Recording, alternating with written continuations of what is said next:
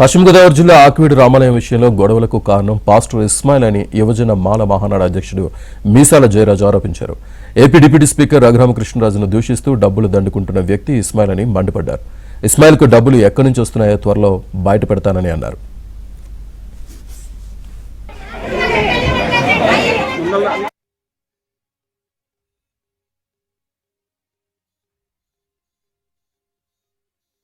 ఇక్కడ గొంతేలమ్మ గుడి కావాలంటున్నారు, రామాలయం వద్దని చెప్పేసి అన్నారు.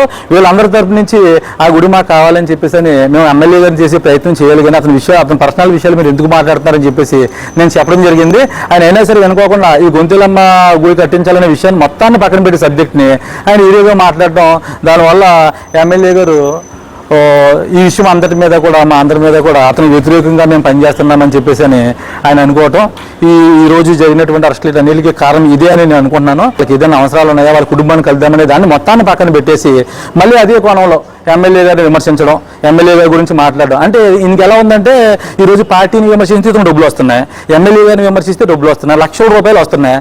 మరి ఈయన ఇంకా మా గురించి ఎందుకు మాట్లాడతాడు? అలా మా వ్యక్తి కాదు కదా, మా సామాజిక వర్గానికి చెందినటువంటి వ్యక్తి అయితే అయ్యో మా అన్నదమ్ములు నా వల్ల బలైపోయారు, లేకపోతే వీళ్ళకి ఇబ్బంది ఉంది, వీళ్ళకి నేను సహాయకుడిగా ఉండాలని చెప్పేసి ఆయన ఆలోచిస్తారు. ఆయన దీనికి మాకు ఆయనకి సంబంధించినటువంటి వ్యక్తి, ఆయన రాజకీయంగా వెళ్ళడం కోసం మమ్మల్ని అడ్డం పెట్టుకుంటున్నాడు అనుకోవడానికి ఇది ఒక నిదర్శనం.